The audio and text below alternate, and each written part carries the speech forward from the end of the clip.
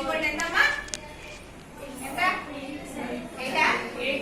8 plus 1 plus 1 is equal to 10. అంటే 10 రావడం కోసం నంబర్ మార్చాను. అంటే వాడి మెజర్మెంట్స్ ఉంటాయి. ఇవి ఇక్కడే ఉంచుతా, ఇటు తీసేయాలి.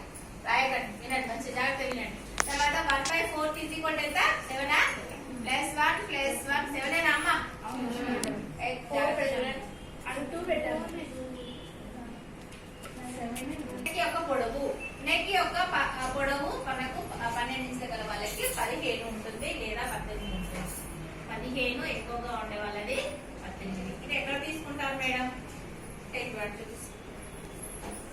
కాబట్టి కొంతమంది మంచిగా బొద్దుగా ఉన్న వాళ్ళకంటే ఇదంతా కంట ఉన్న వాళ్ళకి అది మంచిగా ఉంటుంది. 18 దాకా ఉంటుంది. అప్పుడు తెలిసిపోతుంది.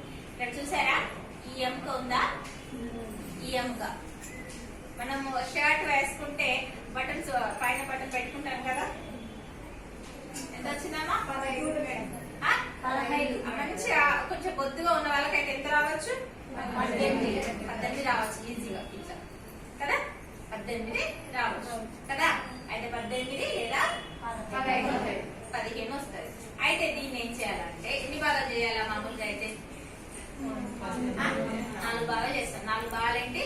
Front back. తెలిసిందేంటి? ఫ్రంట్ ఒకటి బ్యాక్ ఒకటి. అయితే ఇక్కడ ఒకసారి టేబుల్ చూద్దాము. ఇక్కడ ఫ్రంట్ బ్యాక్ ఉందా అమ్మా? లేదా? ఫ్రంట్ బ్యాక్ లేదా? వేస్తే మీరు చట్ట పెట్టారు. ఫ్రంట్ బ్యాక్ ఉందా లేదా? ఫ్రంట్ ఉంది, బ్యాక్ ఉంది, లెఫ్ట్ ఉంది, రైట్ ఉంది. ఓకేనా? అది ఫ్రంట్ బ్యాక్ కదా. మరి ఈ ప్లేస్ ఎవరు కవర్ చేయాలా? పక్క భాగాలు. అర్థమైందా? Front back. ఓకే, ఫ్రంట్ లో లెఫ్ట్ రైట్, బ్యాక్ లో లెఫ్ట్ రైట్. మరి ఇదేలా ఇది ఎవరు కవర్ చేయాలా? అర్థమైందా? ఎన్ని భాగాలు? 1 2 front sorry left right, left right front లో, మళ్ళీ బ్యాక్ లో లెఫ్ట్ రైట్. మరి ఇదే పోవాలి. అర్థమైందా? ఇప్పుడు ఎన్ని భాగాలు చేయాలా? అర్థమైందా? క్లారిటీ వచ్చిందా? వెడల్పు 2 ఇంచులు కానీ 2.5 ఇంచులు కానీ 3 ఇంచులు కానీ ఎందుకు పెట్టాలి? అది ఎక్సల్ నుండి వస్తుంది. క్లారిటీ వచ్చిందా? వాళ్ళ మెడ యొక్క చుట్టుకొలతను తీసుకొని దానిని 6 భాగాలు చేయగా ఎన్ని భాగాలు చేయాలా? 6 భాగాలు చేయాలి. ఎన్ని భాగాలు చేయాలి? 6 భాగాలు చేయాలి. ఇప్పుడు 15 4 భాగాలు చేయండి. ఎంత వస్తుంది? 15 రూపాయలు ఖర్చు పెట్టారు. ఒక్క యాపిల్ ఎంత పడుతుంది? ఎంత? మెడలకు కోసము 15 ఇంచుల మెడ యొక్క చుట్టుకొలత 15 ఇంచులు ఏం చేయాలట? 1/6. ఏం చేయాలి? 1/6. సూత్రాలు అంటే ఏంటంట?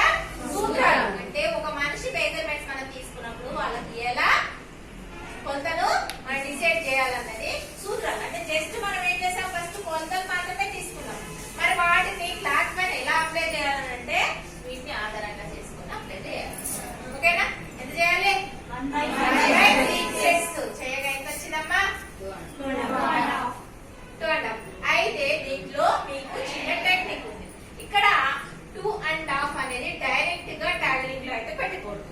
అంటే మామూలు బ్లౌజ్ కుట్టినప్పుడు డైరెక్ట్ 2.5 పెట్టకూడదు. ఓకే, క్లారిటీ వచ్చిందా? ఎంత పెట్టాలి మరి? -1/2 ఇంచ్ = 2 ఇంచెస్ మాత్రమే పెట్టాలి. కానీ మనకు మగ్గంలో మాత్రం 2.5 ఇంచులు పెట్టాలి. ఎంత వస్తే అంత పెట్టాలి. -1 చేయాల్సిన అవసరం లేదు. అదేంటి మేడం? మరి అక్కడ కుట్టేది బ్లౌజ్, ఇక్కడ కుట్టేది బ్లౌజ్, దీనికి ఎందుకు మైనస్ చేయొద్దు అంటున్నారు?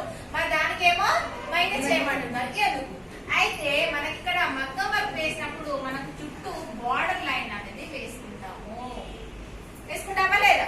ఖచ్చితంగా ఇక్కడ బార్డర్ లైన్ అనేది ఉంటుంది. కాబట్టి ఇది భుజాన్ని పడుకోకుండా ఆపుతుంది. 1/2 ఇంచ్ దానికి కేటాయిస్తాము. కాబట్టి ఇక్కడ మైనస్ చేయాల్సిన అవసరము లేదు. ఇది నార్మల్ బ్లౌజ్ అనుకుందాం.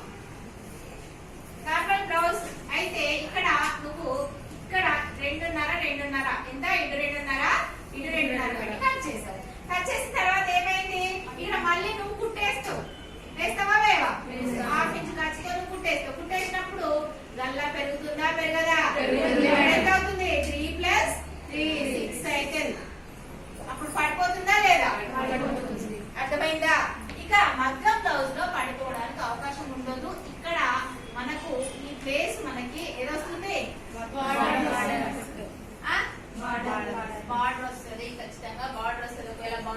అయినప్పటికీ థ్రెడ్ పెట్టేస్తారు. ఈ విడుతు మాత్రము మన బ్లౌజ్ కి అంటే మొత్తం వర్క్ వేసినప్పుడు ఖచ్చితంగా ఉన్నట్టుగా పెట్టకపోతే బ్లౌజ్ కి లుక్ ఉండదు. క్లారిటీ వచ్చిందా? ఏ బ్లౌజ్ కు 2 ఇంచులు పెట్టాలి, ఏ బ్లౌజ్ కు 2.5 ఇంచులు పెట్టాలి, వాళ్ళ కొలతను బట్టి. మామూలుగా అయితే మీకు ఏం